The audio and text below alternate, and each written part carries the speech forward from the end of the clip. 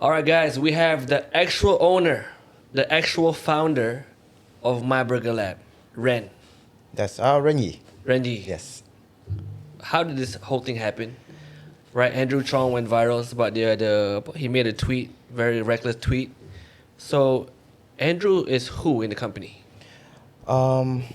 So I know Andrew from my university days. So when we started my Burger Lab about 13 years ago, he was one of a small investor that invested with us founders. So technically not part of the founding team, but an early investor. Okay, so Andrew was an early investor. That's correct. And sebab itulah dia ada how many percent in the company? Currently 3%. 3%. Yes. And so, what are the plans now? Ever since this thing happened, what is My Burger Lab doing? So on Friday, when we understood that he already posted such a conversation, we had a chat and we had an internal investigation. And post that, we agreed to a mutual separation. But on what we said out there is that we terminated him. But he himself has also said he will step away from the company. Okay, so dalam masa 24 jam, you guys let him go. Yes, that's correct. And then sekarang ni in the process of taking away his shares? Yes, that was also part of the initial conversation. Okay. But because everything came so quickly, we also had time. We didn't have time to really process it. And by the time Saturday, Sunday come, we have to go inform the secretary, and he was also remanded and went to lock up for a bit. Correct. So we couldn't process anything. But that being said, from day one, ground zero, it was already agreed between both parties that it would be a mutual separation all the way down to the shareholding. So you've known Andrew more than 15 years. Did he ever show signs of this kind of behavior? Sebab I mean social media is fast. Yeah. Orang siap correct dia punya tweet from years ago. Yeah. It seems like dia ni memang either dia tak faham Islam, dia tak faham Palestine, but he seems to not be in favor, or he's not aware of Islam or Palestine. I think that's what the optics look like from his tweets alone. I won't defend what he has said because they are, I would say, they are wrong for sure. At the same time, it is not the Andrew that we know. Who he is in front of us, who he is in our company. He's always been proactive in making sure that all staffs are taken care of regardless of everyone's background or culture. So this came to a shock to everyone. We have past employees that call up and said, and these are Muslim employees, right, that said, who is this Andrew, or what happened, right? In fact, some also defended him and said, how can you fire him, right? So, but of course, as more tweets surfaced, then it became a little bit harder to defend what he said online. But that being said, I must say that we didn't see it coming because who he was to us. And I don't think he was acting because you can act for 10, 13 years being, Sure. So he was a good person to us, but what came out is a surprise to all and we are disappointed. That's crazy, Ustaz. Macam faham tak? Yeah. Seorang boleh macam ada dua watak dalam hidup. Yeah. Depan orang dia nampak biasa, tapi dalam diam atau kat belakang dia boleh ada persona yang lain. Yeah. Tapi I think the real problem, the bigger problem kat Malaysia ni is not just Malaysia, globally, is Islamophobia. Orang yang tak faham pasal Islam dan disebabkan years of, I would say, hopefully no one get offended, years of Western media portraying Muslims like terrorists, orang yang aggressive, yang jahat dalam movies. Sebab itulah macam kebanyakan orang kat luar sana anggap Islam ni agama yang agresif. Yeah. Apa pendapat Ustaz? Actually macam like Cap cakap tadi kan, memang saya tak sure why, but because of apa yang ditunjukkan oleh negara barat sana dan menunjukkan Islam ni nampak ekstrim, not just dalam barat tapi ada juga movie-movie di negara lain. Sebenarnya ia menunjukkan ada benda yang diorang tak suka pasal Islam, yang diorang like macam okay, Islam ni no need to nampak baik dekat mata orang. So benda tu pun datang ke negara kita, Islamophobia itu sendiri. Dan macam sebut tadi, Andrew before this tak macam ni kan, like macam ada two person, two character. Maybe sama ada dia dipengaruhi ataupun dia terpengaruh because of Islamophobia. Jadi Islamophobia ni sendiri dia maksud kepada membuat ada perasaan takut ataupun benci ataupun stigma yang negatif kepada Islam tu sendiri. So macam Islamophobia ni dia ada a few categories. Like the first one macam orang sebut diskriminasi. Like macam social tu orang nampak orang berjubah, orang bertudung ni dia adalah teroris. Like mungkin kita biasa nampak dekat movie, like if teroris ni mesti pakai jubah, ada serban like bom, and ada sampai tahap disebut Allahu Akbar nak letup bom. Betul. So In many movies, Yeah. unfortunately, Betul. Hollywood movies portray that. Yeah. So orang akan takut dengan ayat Allahu Akbar. yeah, in fact Allahu Akbar meaning of that maksud dia adalah Allah Maha Besar, memuji Allah. Jadi why? The reason is why.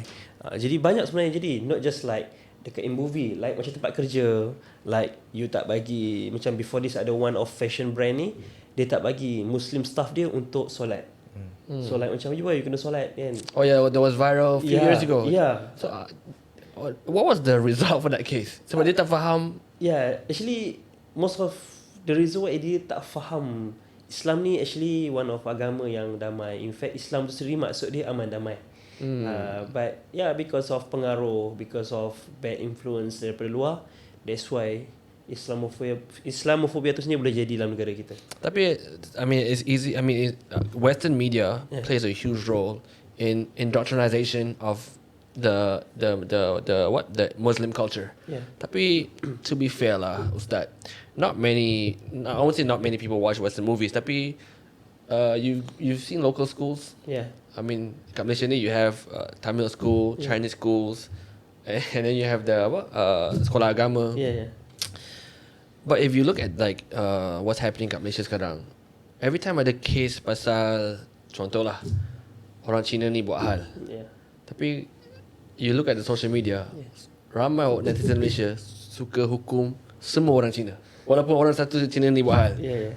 Ada juga yang kalau orang Melayu ni buat hal, you buka Sinchu Daily ataupun case like I can get someone for Sinchu Daily.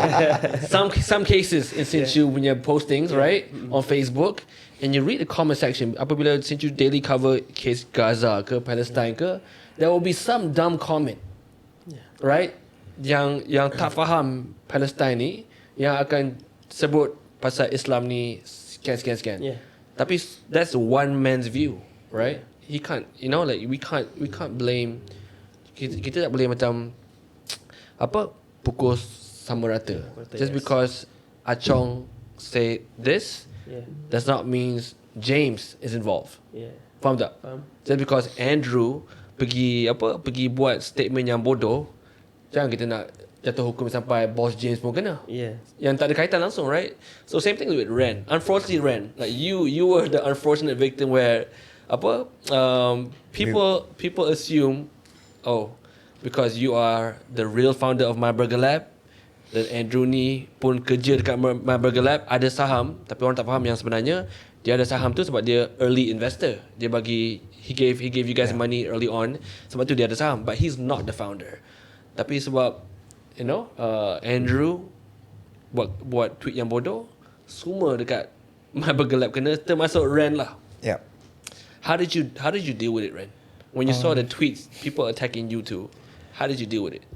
So, if I may just bring back a little bit about Islamophobia, I can understand why, because of miscommunication, lack of understanding, and also lack of tolerance, that this can happen on maybe to any Chinese, right? So why I say that is because if you open up the comment section in my BURGERLAB, and there are a lot of hateful comments directed at the business, directed at myself. And if you ask without context, would I be scared? The answer is yes.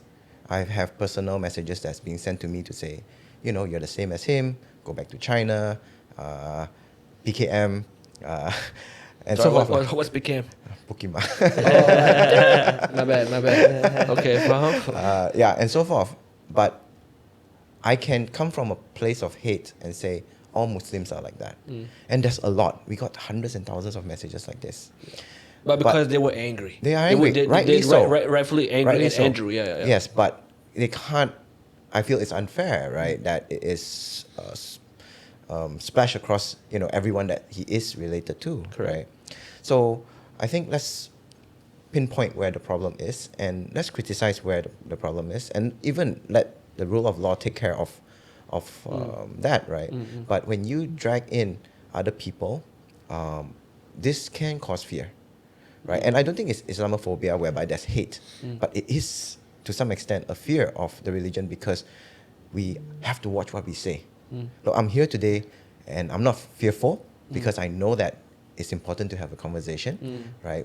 And you guys do represent what is good about the religion, right? So what I'm trying to get to is, I think having open conversations, having dialogues, being tolerant, and giving the benefit of the doubt to say, hey, yes, this is one man's opinion. Maybe the rest are not like that. But what we experienced was very quickly, everyone around him is like that. The brand that he's working in is like that. And I feel it doesn't leave a good taste in the mouth, right? Yeah. So I'm not hateful, but I can say that I understand why others reading the comment section alone can be scared, right? Without wanting to retaliate, but there is we live in. So everyone at my BURGERLAB now, they're currently in fear. To some extent. And I don't want to say as if, anything harmful has been done to us, none, but there are threats. And with threats, we cannot live a normal life. And all of us want peace. All of us just want to get about our life. Yeah, I mean, off camera just now, I think one of your staff told me at one of your branches, someone left a note of one of Andrew's tweets that they were angry at one of your branch. Yeah. I mean, for me lah, Ustaz, orang tu buat salah, kita kena jatuh hukum dekat dia saja. Yeah. Sebab dia buat tu sebagai peribadi. Lain lah kalau brand tu yang keluar statement yang bodoh, okay lah kita pergi hentam brand tersebut. Tapi sebab Mamat ni pandai-pandai buat tweet sendiri, tiba-tiba fair ke yang apa yang netizen buat tu? Apa pendapat Ustaz? Actually memang tak fair because of let's say lah kita cerita my BURGERLAB dah terminate, dia dah buang dia. But the thing is dia boleh berubah ataupun tak. So the thing is individual punya karakter, sifat dia sendiri. Jadi macam yang tadi Cap sebut, sekolah ni ada yang Chinese, Tamil dan sebagainya. And to be honest, I got experience sekolah di sekolah Chinese, SJKC. Oh ya? Ya, waktu I sekolah. Ustaz pergi sekolah Cina dulu? Ya. Dekat mana? Di Kemayan. Okay, di Pahang. Alright, share sikit Ustaz. So waktu I sekolah rendah, to be honest, tak ada any macam discrimination, even my Chinese teacher also you dah solat, dia remind I untuk solat. If I puasa kan, masa tu kecil lagi semua, and I makan waktu puasa, masa kecil lah. Kan? My Chinese teachers ask me, mathematics teacher kata, oh Ashraf, you hari ni you tak puasa? I was said oh no, I tak puasa hari ni. So they know about Islam, they know about hukum Islam tu sendiri. So memang you tak boleh pukul rata all Chinese same, no. All Indian same, no. Tapi agak-agak Ustaz, kenapa benda tu berlaku? Benda tu berlaku dekat because masyarakat. Because of kurangnya kesedaran ataupun kita sendiri tak sedar yang sebenarnya kesalahan ni didatang daripada diri sendiri. Macam why BURGERLAB involved in this case because of staff je. Contoh, if you ada Apple, dia staff plus dia ada saham. Saham. Okay. So macam you ada Apple kan. Okay, so Apple you ada buruk sikit. So you nak salahkan Apple tu buruk terus ataupun you nak buang kotor tu. For sure you buang kotor, and Apple tu you boleh makan. And not the Apple tu yang rosak, but sikit tu je. Like my BURGERLAB, right? Yang mungkin salahnya adalah staff ataupun one of pemegang saham and so on. But my BURGERLAB tak salah apa. So you tak boleh pukul rata. It's not fair lah because of seorang. And my BURGERLAB I think banyak branch, right? So nak control everyone tu susah. So for those yang dengar, I mean you tak boleh nak pukul rata everyone buat salah. Is there any teaching dalam agama kita yang pasal benda ni?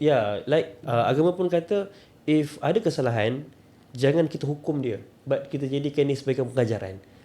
Okay, after this my BURGERLAB need to be more careful with the staff, keluarkan new peraturan kan, so control and in fact benda ni bukan in my BURGERLAB je, in other company also jadi, cuma tak viral. So kita kena ambil ni sebagai pengajaran, which is we need to be more careful. Nasi dah jadi bubur, Kan orang kata terlajak perahu boleh diundur, terlajak kata buruk padanya. I say this is what happened. But for me, not fair if you nak hukum my BURGERLAB and everyone in my BURGERLAB because of individual punya kesalahan. I agree. I mean, I'm a fan of the burgers. to be fair, to be honest, kita minat burger tersebut and memang 100% buatan Malaysia. Yeah. So when I saw that the anger was towards the company, I felt was unfair. Sebab apa? Mamat tu buat hal, kita buang lah. Contoh lah, if someone in my company tiba-tiba buat hal, takkan korang nak boycott segala orang dalam company tersebut. Kita buat banyak benda yang best, yang baik. Well, to give assurance as well, Yeah. And to Andrew's credit, one of the things that he also suggested is a relinquishing of his shares, so that he is no longer a shareholder of the company. However, that takes time lah. So we definitely appreciate that move, and we also agree it was something that we want to do. So as roughly well. when will his shares be officially removed? So I mean, he just came out of social media remand. ni, they will check on the date. Let's open SSM. Let's see whether he's still there. Exactly. So you're a Anggaran businessman. bila? You know that this would take time. It would At take least a week. Well, actually, at least 2 to 3 weeks, right? And we need to get him to sign certain documentations as well to get it processed. This takes time, and he's also going through the what do you call it? The legal process. So we also want to give him time to settle that, but at the same time, we want to work things in peace and make sure that it is a peaceful mutual separation as well. Understood. What can we do, Ustaz, as a country or as influencers? Ustaz, you have more than 200,000 followers on TikTok. You know, I have about 1 point something on IG.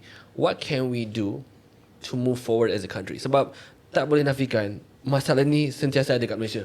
Whether it's majikan yang a bit racist, yang ada yang tak kasih solat, whether it's tiba-tiba Acong buat hal, kita nak hukum James, Apek, segala benda, ataupun satu mamat Melayu buat hal, kita nak hukum semua Melayu macam tu, faham tak? What can we do? What should be done for us to mature as a country? Sebab benda ni bertahun-tahun, Ustaz. Every year, confirm ada case. Confirm ada case. What can we do? So, like macam the first thing is we need to understand our country is multicultural punya countries, which is kita ada Indian, Chinese, Malay, Melayu, also Iban and so on. Actually two our specialties about our country, which is orang datang luar and orang nampak banyak bangsa, so you boleh duduk dalam satu negara and you boleh aman damai. That's the first thing, because of kita ada toleransi and tolak ansur. That's the biggest thing yang you kena ada. Always like macam saya cakap tadi, kita kena ada communication between each other. If you ada masalah, can we sit down? What's the problem? Tapi tu memang sikap orang kita, betul tak? Yeah. Orang-orang kita ni, kita boleh bincang, kita ada high tolerancy. Tapi kenapa masih segelintir orang yang suka panaskan benda tersebut? And what can be done? First thing, memang kita kena bagi pendidikan ataupun bagi awareness. Kita kena tekan betul-betul. Kita kena paksa, which is like, okay, the first one, you jangan nak like you nampak something and you terus judging. Sebab perangai orang kita ni, dia just baca statement and dia terus hantam. Without dia, dalam konsep Islam tu panggil tabayun, which is kita bertanya dulu. We investigate first, then kita siasat and so on, baru kita keluarkan statement. But orang kita tak, especially keyboard warrior netizen, like you baca je statement, itu yang saya kata dekat my BURGERLAB punya ni banyak. But in fact, why you tak wait for the investigation, like you tunggu result baru you nilai sendiri. Kita terlampau cepat menilai dan terlampau cepat menghukum. Actually benda tu macam cakap tadi, apa kita kena buat, and benda tu kita tengah buat. And tengah buat yang mana kita nak didik agar tolong jangan hukum. In fact dalam Islam sendiri kata jangan bersangka buruk kepada orang. Bersangka baiklah, walau apa pun buat, apa pun jadi, sangka baik dulu. Like contoh kita nampak dia buat statement yang tak sepatutnya, and kita anggap dia ni jahil, dia ni tak belajar agama. And in fact yes, like Andrew non-Muslim, right? So kita anggap okay, Andrew dia tak belajar agama Islam. So we as a Muslim, we need to educate. Kena like bagi kata-kata yang positif, like okay, why Andrew you do this in Islam, like so kita yang as a Muslim kena ambil responsibilities to bagi awareness pada Muslim ni untuk faham apa itu Islam, bagaimana Islam dia berjalan dan sebagainya. Bukan kita Islam yang pergi using bad words like PKM and so on. like kita yang menunjukkan akhlak ataupun sifat yang buruk kepada non-Muslim. In fact, in Muslim, we got a really strong good character, good behavior, akhlak, which is our Prophet Muhammad sallallahu alaihi wasallam also Peace be upon teach us, tolong jaga akhlak. You kena jaga you punya perangai. You kena jaga you punya character as a Muslim. And kita kena bawa benda tu. And benda tu perlu kepada I totally education, agree. awareness. Look, I'm a 44 man. I'm a 44-year-old man, right?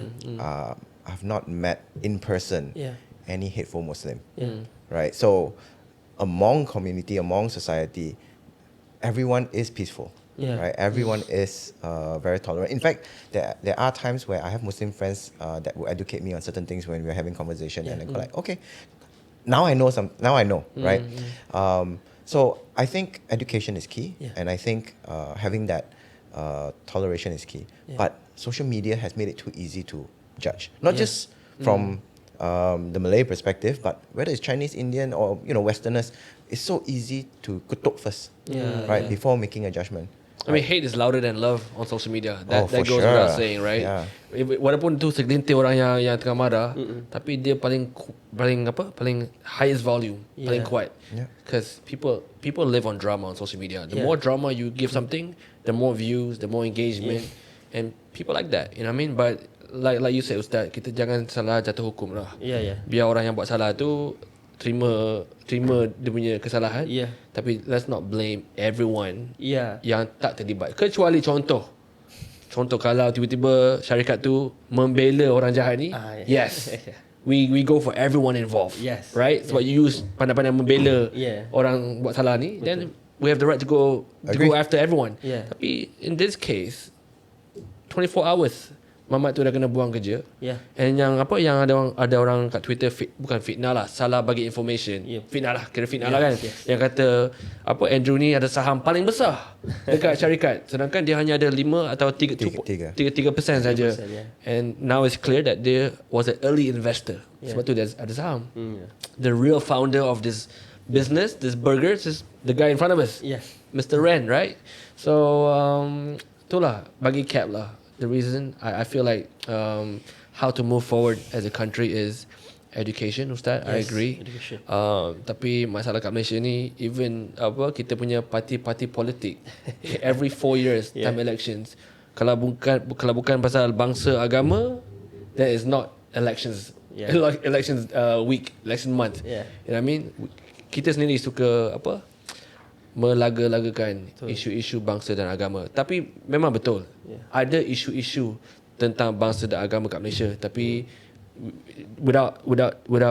kita tak boleh nafikan ada ramai yang suka jadi batu api saja nak melaga-lagakan and rosakkan hubungan antara Melayu Cina, Melayu India, Cina India. So in fact, which for me is actually doing us a disservice as Malaysians. Kita sepatutnya rapatkan saf antara semua kaum dan bangsa. So we live in Malaysia now. Kalau if what we're doing is making us be further apart, we are actually destroying Malaysia. That's what makes us great.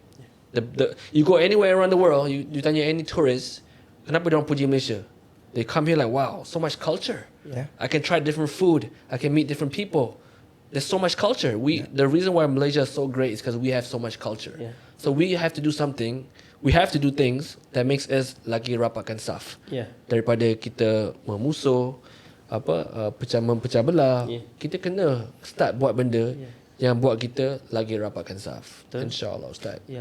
What else do you feel, Ustaz? Actually apa yang Cap cakap tu betul. In fact, like in our Quran, also ajar which is Muslim, which is Islam, dilarang untuk kita mencela agama lain. That's what Allah say. Which is kita ni tak boleh nak menghina like Buddha, Hindu and so on. We tak boleh nak like you nak hina, kutuk, caci, no, tak boleh. Apa Islam kata, aku agama aku, engkau agama engkau. So we follow our Islamic rule, and we need to at least like respect others religion, and jangan you nak like, oh ini agama ni you ni kan, no, tak boleh. which is itu jatuh kesalahan pada we all as a Muslim. So like Cap cakap tadi, kita kena ada like love. Kita kena bersatu, like we need together, all together. And like you said, Malaysia ni kuat because of kita ada Diversity. and because of that also kita jadi satu country yang different than other country, right? Correct. So kita kena respect each other. The first one, education tu memang you kena belajar, and paling penting kita kena hidup dalam keadaan yang any problem you sit down first. You jangan nak terus like speak out like you betul. Jangan. Sebab if you rasa you betul, you ego, then actually tengah merosakkan our country, like Cap kata tadi lah, kita merosakkan our country. And ada kata, oh apa dia kata, ni nak lebihkan agama lain ke, ni kan agama Islam kan, kita negara agama Islam contohnya dia kata. But the thing is, we talk about keharmonian. Kenapa Islam menerima? Kerana Islam itu sendiri agama yang harmoni. Sebab tu saya sebut tadi, Allah kata agama kau agama kau, agama aku. Maksudnya kita respect, not like kita follow, like you pergi ikut dia punya sembahyang. Kita tak, no. But you nampak and you biarkan sahaja. You jangan terus like, You know, for some reason, Ustaz, I just came back from Sabah. yeah. I just feel like Sabah is more tolerant than Semenanjung. You know, siapa-siapa pernah pergi KK. Yeah. I tengok orang Islam dengan orang yang non-Muslim, orang boleh lepak semeja, ketawa, and they tell me, Cap, you know, like you guys at Semenanjung, you guys are super sensitive. Tapi I think Sabah, I don't know, pernah pergi Sabah? Pernah? Orang sana lain macam sikit kan. Dia lagi macam, kalau cerita pasal muhibah and tolerancy, I think Sabahans and Sarawak are the best example. Apa beza? What makes them different from us in Semenanjung? Agak-agak. Because dekat Sabah, like term yang senang kita guna, kita terdapat beza mana Islam dengan tak. Sebab like sama. So, sama tu maksudnya masuk sama tu like diorang boleh terang, like diorang boleh faham pasal Islam, and diorang tak duduk berkelompok. Like Chinese dengan Chinese sahaja. Ini tak, like orang Sabah ni dia all together. Dia duduk sekali. That's why I kata kita dapat beza. Mana satu ni muka dia orang lebih kurang sama. Sabah harian kan, like. So like okay, you know, contoh cakap you Kristian, I thought you Islam. Kita macam tu kan. Like you are Islam. So that's why kita kena masuk sekali. Kena duduk sekali, berbincang, and we need to faham our each other culture. Like macam I kata tadi, betul juga. Macam I kata, I sekolah rendah Chinese school.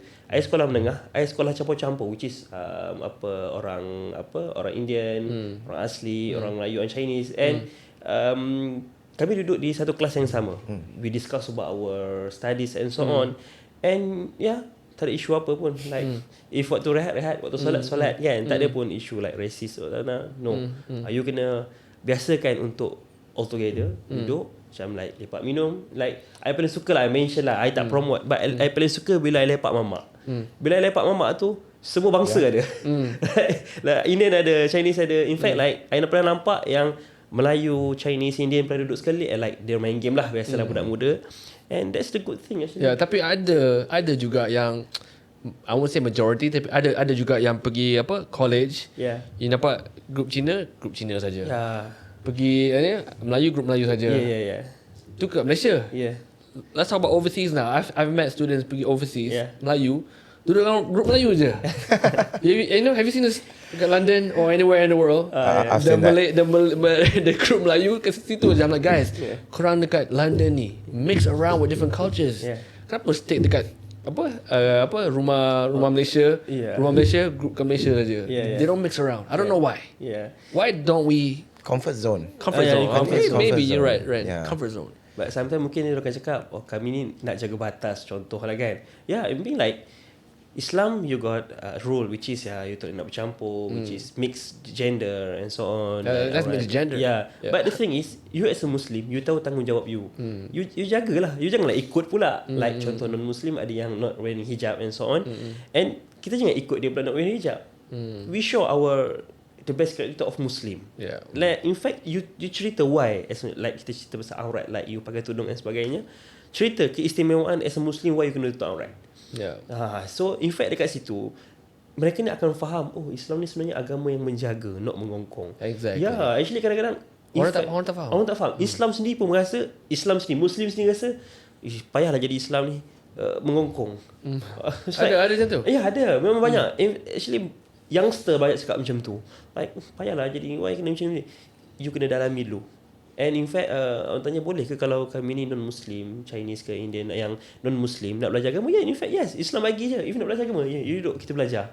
Kita terangkan satu persatu dengan bahasa yang you faham. And actually, kita panggil sebagai dakwah dengan hikmah, dengan bahasa yang mudah difahami, bahasa yang mudah diterima dan sebagainya.